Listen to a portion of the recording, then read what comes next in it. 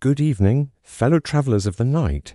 Welcome back to the Quiet Hour, your refuge when the world finally goes quiet and you can hear yourself think again. I'm here with you, whether you're lying in bed replaying the day's frustrations, driving through the empty hours with only your thoughts for company, or simply seeking a moment of peace before tomorrow arrives. If this is your first time joining us in the darkness, welcome. You've found a place where we explore the deeper questions through stories that stick with you, long after the telling.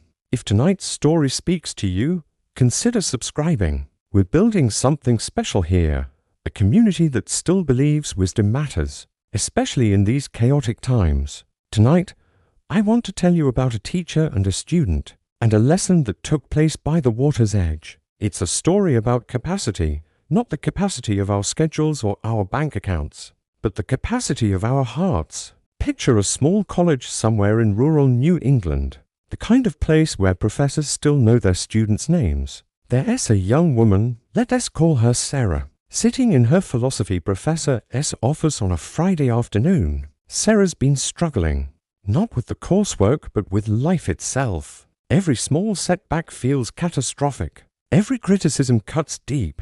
Every disappointment seems to confirm her worst fears about herself and the world. Her professor, Dr. Chen, an elderly man who taught at this college for 40 years, notices something in Sarah's eyes, a brittleness, a fragility that worries him. So, he does something unusual. He invites her to his home that evening for what he calls a practical lesson in philosophy. When Sarah arrives at his modest house near campus, Dr. Chen leads her to the kitchen. On the counter sit two identical glasses of water and a small box containing sugar and salt. Sarah, he says gently, I want you to try something for me. He takes one glass, adds a spoonful of sugar, stirs it carefully, and hands it to her. Drink this and tell me what you taste. Sarah takes a sip. It's sweet, she says, managing a small smile. Really sweet, actually. Good, Doctor. Chen nods. He takes the second glass, adds a spoonful of salt, stirs, and offers it to her. Now try this one. Sarah drinks and immediately grimaces. That's terrible. It's so salty I can barely swallow it. Dr. Chen says nothing. He simply picks up the sugar, the salt, and gestures toward the door. Come with me. They drive in silence for about 15 minutes until they reach a place Sarah had never noticed before. A pristine lake tucked away in the woods, its surface so still it perfectly mirrors the evening sky. Drive. Chen leads her to the water's edge. The old professor kneels by the shore, pulls out the sugar, and carefully pours one spoonful into the vast lake before them. Then another, then another. The water barely ripples. Sarah, he says, cup your hands and drink from this lake. Tell me what you taste. Sarah leans down, brings the cold, clear water to her lips. It's just fresh, clean, refreshing. Doctor. Chen nods slowly. Then he takes the salt and pours 3 spoonfuls into the lake, the same amount that made the glass unbearable. Again, the water barely reacts. Now drink again, he says quietly. Sarah does. She looks up at her professor, confused. It still tastes fresh. I don't taste the salt at all. Doctor. Chen sits down on a large rock by the shore, and Sarah joins him. For a long moment, they just watch the lake, the way the fading light plays across its surface. Sarah, he finally says, his voice gentle but firm, life is going to give you both sugar and salt, sweet moments and bitter ones, kindness and cruelty, success and failure. That's not something you can control. But here's what you can control. He gestures toward the lake. You can choose whether your heart is a glass or a lake. Sarah feels tears starting to form, though she's not quite sure why yet. When your heart is like a glass, small, confined, rigid, every bit of sweetness fills you up quickly, yes, but every bit of bitterness makes you undrinkable. One criticism and you're devastated.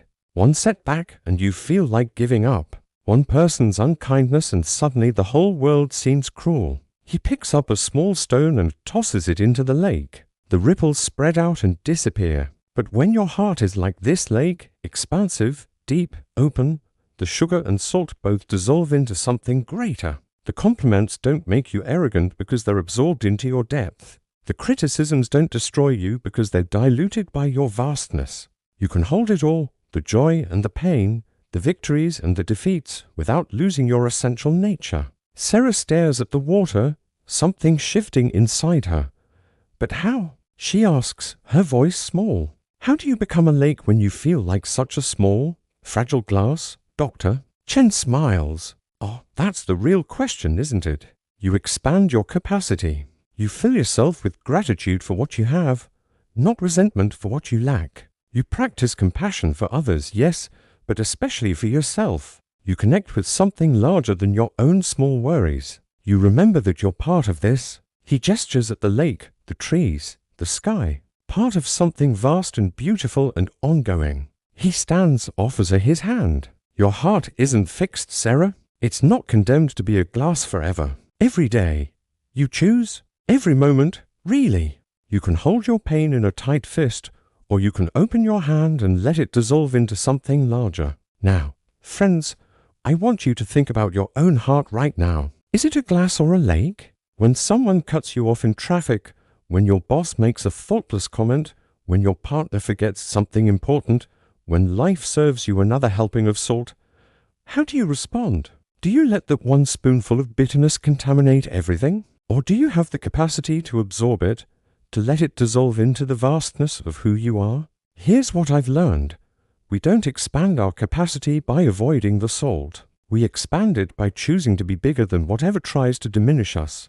Gratitude expands us. Compassion expands us. Perspective expands us. Forgiveness, especially of ourselves, expands us. Every morning, you wake up and choose, will I be a glass today, or will I be a lake? The glass is easier. I'll grant you that. It requires nothing of you. But the lake offers you freedom. Freedom from being controlled by every little thing that happens to you. Freedom from the tyranny of other people's opinions. Freedom to contain multitudes. To hold contradictions, to be both strong and tender, hurt and healing, all at once. So tonight, as you drift towards sleep or mile marker or whatever destination awaits you, ask yourself, what would it take to expand your heart just a little bit more? What would it feel like to be vast enough to hold both the sugar and the salt, without losing your essential sweetness? That's our reflection for tonight here on the Quiet Hour. If this resonated with you, share your thoughts below. Are you working on expanding from glass to lake? What helps you grow that capacity? And if you're new here, subscribe so we can continue these quiet explorations together. Until tomorrow night, remember, you are not as small as your worries would have you believe. You have room for all of it, the bitter and the sweet.